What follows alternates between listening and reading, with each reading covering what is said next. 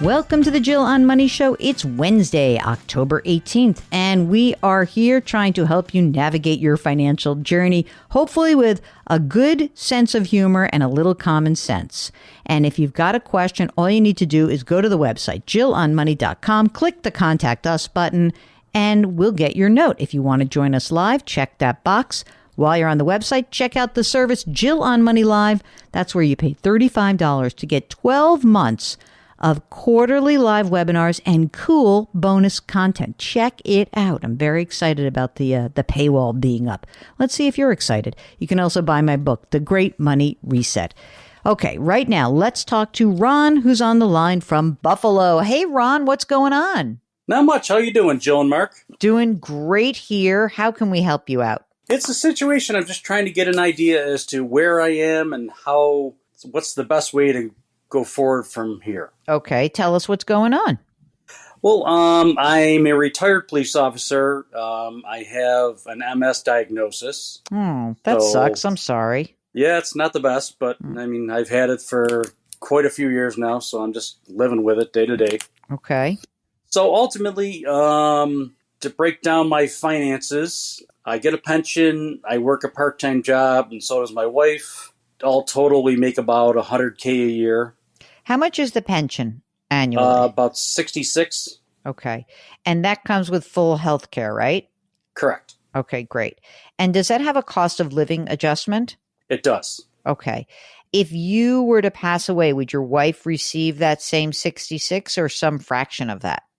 Fraction, maybe 75 or 80% of it. Okay, you're both working part-time. Wow. So do you think that will continue, that part-time work for you guys?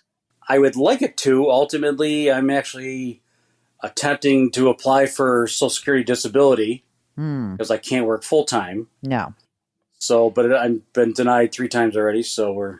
Welcome to SSDI, right? You gotta get, but you do have to try. How old are you, Ron? I will be 53 in February, and my wife will be 50. Kids? 2 kids, 30 and 27, and not in the house. Totally on their own, like you don't have to support them at all? Not at all. Yeah, God. We started early, so it kind of is nice on this end. That's awesome. So right now, how are you guys doing on the $100,000 a year? Is it comfortable or not so great, or how are you feeling? That's one of the bones of contention my wife has. It's a situation where I'm like a big saver, and I'm like save, no matter how much is coming in the door. Mm-hmm. I still save almost like $2,000 a month. Wow. On the $100,000? Yeah. Wow. That's a lot. Okay. What do you estimate your real, forgetting about the saving, like your real expenses when you look at, your monthlies? Is it what amount? What would you guess monthly? Probably a little over 4. I could say $4,500 a month would be about right. That's probably good.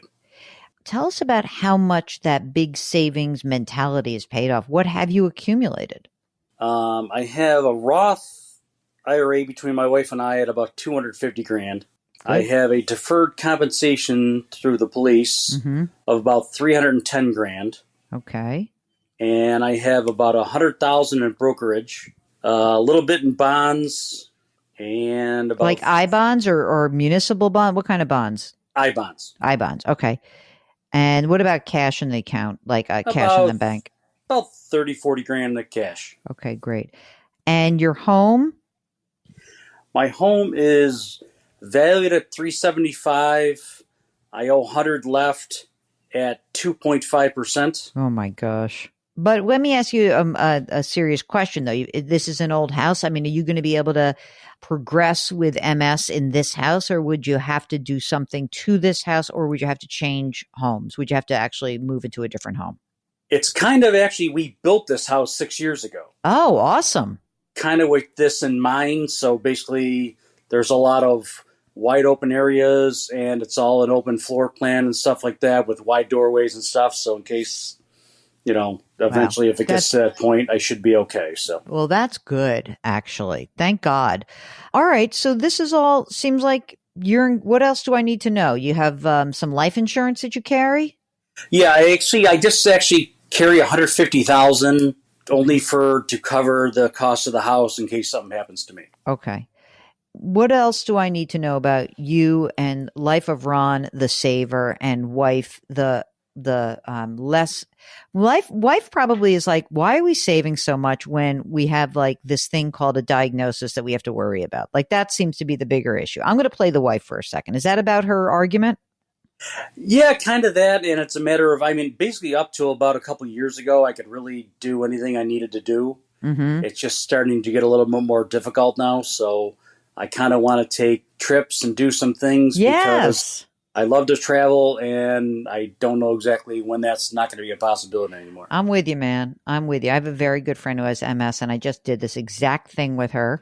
And she was looking at her, she's a teacher, 62 years old. Same thing, same exact thing. Like, let's run the numbers. Let's look at this because, you don't want to wait around for something bad to happen. Any other assets you should tell me about? Yeah, there is one other thing I forgot to tell you about. I own a rental home. It's only valued at about 90 or $100,000, but it brings me about 10K a year. What? Oh my gosh, that's great. What do you use that 10K for? Just put it into the kitty as part of like the 66, the 34, and now 10 grand from the rental income? Yeah, there's all that's kind of rolled in there. Basically, a lot of it is a good chunk of that is fully funding mine and my wife's Roth IRAs. So Oh my God, with the Roth IRAs. Okay. So now I see what the issue is. Is the question that you have at this point, should you be saving or do you want permission to spend? What are we solving for right now? it's one of those things where we're kind of, like I said, I like to save. My wife likes to spend. I always thought of like maybe paying down the house to get No, myself. no, no. Don't pay the house I down. kind of No, figured no, you were no, going to no, say no, that, no, but no, no, not 2.5%. You got 30 or 40 grand and some I bonds. You got money in brokerage. Where's the 2 grand a month going into right now? pretty much a little emergency fund and buy some stocks, dollar cost average kind of thing, and fully funding my wife's Roth, which is like about 11 or 1,200 bucks. I love that you're a big saver, but like also, I'm going to just tell you that if it were my partner, I would want to spend some of the money and have beautiful experiences with you as long as you could have them. So why shouldn't you do that? I'm thinking that, of course, that we love the Roth. It's like, yay, Roth, right? But I am thinking like cash. Why not accumulate some cash? So I like that there's cash. I think you should have a little more in cash, like a slush fund, so that you have money to travel and do some fun things, and you can put the money in the brokerage account. It will accomplish pretty much the same thing. I think that having liquidity as you get to this stage is really important. I would love for you to give yourself permission just to spend some more money and to say, we're going to take a nice trip and we're going to do this while we can. And, I'm not saying you should be throw 2 grand a month down the tubes, but you should spend some of it. And then I think that saving the money in a brokerage account is probably going to be preferable for you, just given your age. And also, listen, you never know when you do need money and there is an illness or something happens. And, I think it would be nice to have access to that money, at least for right now. Does that seem okay to you when I tell you, we're saying like, oh, come on, give yourself a little break. Can you hear that? And do you think you can do it? I definitely think I could do it. It's one of those things where, again, because it's one of those things I'm kind of like, the day to day money is, if I spend $100 or $50, it's like, oh, geez, I could have saved that or something. And Oh I'm just my God. wired that way. And Dude, you are driving yourself crazy. I think that it's okay for you to say, why not do this? Sit down with your wife. You can listen to this episode and say, okay, we're in really good shape. You're not going to have to worry, honey. We are going to be in good shape. And if God forbid something bad happens to me in the future, we're still going to be in good shape. So what we're going to do is, of the $2,000 a month, instead of me putting that into your Roth IRA, we're going to start to accumulate some money in cash. We should book a nice trip. We should do some stuff. We should do it now. So 1,000 is going to go into the cash account and 1,000 is going to go into the brokerage account. But the 1,000 that you're putting in the cash account, it's not sacrosanct. It's meant to be spent. And I think that that's cool. I love that idea. I don't know, like, it's a funny thing. You're in this habit of saving and you've already done the hard work. Why are we working so hard right now? like I said, I'm trying to get myself out of that mentality that, like, okay, when are you going to stop saving and like start not exactly start living, but live a little more and Yeah, give kind of yourself do permission. stuff. So If you feel like you're going crazy, then you put the clamps on it. But you're not going to feel that way. You're not wired that way. I can't tell you how many people say this to me, that it is a very weird thing to go from the accumulation phase to the decumulation phase, meaning going from saving to spending. I think I'm one of those people. Yeah, it's like a mind game. But I think that if you can say to yourself, I've got plenty of money, you got to remind yourself, I'm playing a mind game with myself. I'm making myself crazy. I don't need to do this. I can take $1,000 a month. You could spend 10 or 12 grand a year on trips. Maybe it's a one nice trip. Maybe it's a couple of long weekends, whatever you guys like to do. Maybe it's like something dopey where you're like, you know what I want to do? I want to spend a lot of money and get Bills tickets for like the kids and me and my wife and just have some fun, like blow a little money and have some fun on experiences. Do It's that. funny you say that because I do have Bill season tickets. So there you go. I like that. I think you can do this. I think you just have to kind of remind yourself. Your wife, I think, also has a point in that if I were her, I'd want to be spending a lot of time with you also. And I wouldn't want you to be making yourself crazy about that. You got enough to be crazy about. Life's given you that craziness. Thank you very much. Yes, it is. And I mean, also, like, I also wouldn't worry too much about SSDI because thankfully you're in good shape. So I wouldn't drive yourself. Are you working with someone who helps you do this? Like, I know there are people who are in the business of charging money to help people get their SSDI. Are you doing it on your own? I'm basically going through a lawyer, but he's taking a percentage. And so it's retroactive like 2.5 years already. And I'm still been denied. So I look at as if it happens, it happens. If Right. it doesn't, it doesn't. So. All right. Yeah, exactly. And you will qualify for Social Security also eventually, right? I mean, you will have a Social Security benefit, or do you have a carve out because of being a police officer? No, it's actually I think it's somewhere in the 3,200 a month range. Come on. Spend a little money. Spend a little money. Come on. Don't make me come up to Buffalo, which, by the way, I had a fabulous time in Buffalo when I was there. I did my first book. I did a little event up there. Loved it.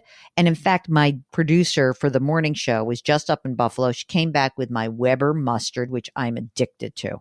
That mustard is good. I know there's certain things in Buffalo that like people just have to have. So, dude, that mustard is for real, the real deal. And they've got all those good hot mustards. That's amazing. So go get yourself some mustard, go to a Bills game, go book a vacation, have some fun, man. You're in good shape. You really are. Yeah, we are going to Greece next year. So. Oh, nice. Whereabouts? The island of Crete. Crete. Love that. Love that. And you're going to do Athens also? I believe so. We've actually done a lot of vacationing in the past of like Italy, France, Germany. Nice. What's on your list of like where you really want to go where you haven't been after Greece? What's our next biggie? My list is, if you can knock me out and wake me up when I get there, is Australia and New Zealand. Oh, Mark, that's one of your faves, right? Didn't you like Australia and New Zealand? I did Australia. I did not do New Zealand, but I loved Australia. Yeah. Australia. We got to get you there. Knock yourself out. You know what? I have relatives in Sydney. Do you know what they say? It's just a day away. That's how they think of life. It's a day away. It is. Yeah. Like we make ourselves nuts. It is a drag though. That's a serious flight. But that's why we have drugs. That's why you take a 3 or 4 week vacation, because yes, exactly. Listen, because I'm not going there for a week or two if I'm going that far. So. I mean, my worst trip, I will say, I did one trip to Sydney for a family occasion, 6 days. Oh, the worst thing I've ever done. Shellacked for like a month. I can imagine. Oh my God. Like 21 hours there. Oh God. It was just terrible. It was a bad idea. And I regret that. Ron, we wish you the best of luck. Stay in touch with us. If you need anything, we are here for you. Okay. Thank you very much. It was a pleasure talking to you both. And pleasure is ours. If you are trying to think about how to spend some money, remember, accumulation, decumulation. I'm the decumulation specialist. I am not going to have any problem decumulating, Mark. Trust me, I'm very good at spending money. If you need help, Aunt Jill is here for you. Go to JillOnMoney.com. and click the Contact Us button. Do let us know if you'd like to join us on the air. While you're there, we've got all sorts of things on the website, the free weekly newsletter where you can buy my book, The Great Money Reset. You can subscribe to the Jill on Money Live service, $35, access to quarterly live webinars and bonus content. And just check it all out, jillonmoney.com. All right. We are delighted that you listen to us every single day, and we're grateful for you. Try to lift someone up, change your work, change your wealth, change your life. Thank you for joining us today. We'll talk to you tomorrow.